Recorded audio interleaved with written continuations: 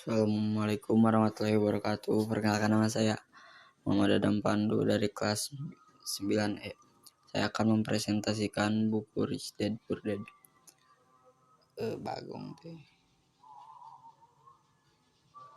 Assalamualaikum warahmatullahi wabarakatuh. Perkenalkan, nama saya Muhammad Adam Pandu dari kelas 9E. Saya akan mempresentasikan buku Rich Dad Poor Dad. Sejarah pajak dan kekuatan korporasi. Ayah kaya bermain secara cerdas dan dia melakukan lewat koperasi.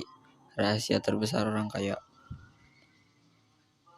Saya ingat di sekolah diceritakan tentang kisah Robin Hood and Merry-Men. Guru sekolah saya menganggap itu cerita hebat tentang seorang pahlawan romantis yang merampok dari orang kaya dan memberikannya pada orang miskin. Ayah kaya tidak melihat Robin Hood sebagai pahlawan, dia menyebut Robin Hood bandit. Setiap uang di kolom aset saya adalah pekerja yang baik, bekerja keras untuk menghasilkan lebih banyak pekerja dan membelikan Porsche baru untuk sang atasan. 1. Akuntansi. Akuntansi adalah melek keuangan atau kemampuan membaca angka. Ini keterampilan yang penting kalau Anda ingin membangun kerajaan bisnis. Semakin banyak uang yang menjadi tanggung jawab Anda, semakin besar akurasi yang dibutuhkan atau rumah itu akan ambruk. Ini adalah sisi otak bagian kiri atau detail.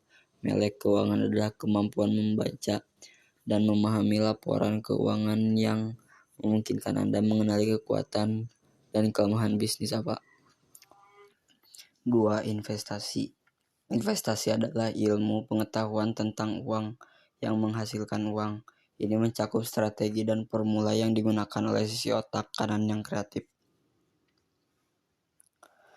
3. Memahami pasar. Memahami pasar adalah ilmu pengetahuan tentang penawaran dan permintaan. Anda perlu mengetahui aspek teknis pasar yang didorong oleh emosi selain aspek fundamental atau ekonomis dari investasi. Apakah suatu investasi masuk akal atau tidak masuk akal berdasarkan kondisi pasar saat ini. 4. Hukum korporasi yang dilengkapi dengan keterampilan teknik akuntansi, investasi, dan pasar bisa dikontribusi pada pertumbuhan yang luar biasa. Orang yang memahami keuntungan dan perlindungan pajak yang disediakan oleh korporasi bisa menjadi kaya dengan jauh lebih cepat daripada orang yang hanya merupakan karyawan atau pemilik tunggal sebuah bisnis kecil. Ini seperti perbedaan antara orang yang berjalan dan terbang. Perbedaan itu sangat besar bila menyangkut kekayaan jangka panjang. Pemilik bisnis yang memiliki perusahaan. 1. Mendapat bayaran. 2. Membelanjakan. 4. Membayar pajak. Karyawan yang bekerja untuk perusahaan. 1. Mendapat bayaran. 2. Membayar pajak. 3. Membelanjakan. Sekian dari saya. Wassalamualaikum warahmatullahi wabarakatuh.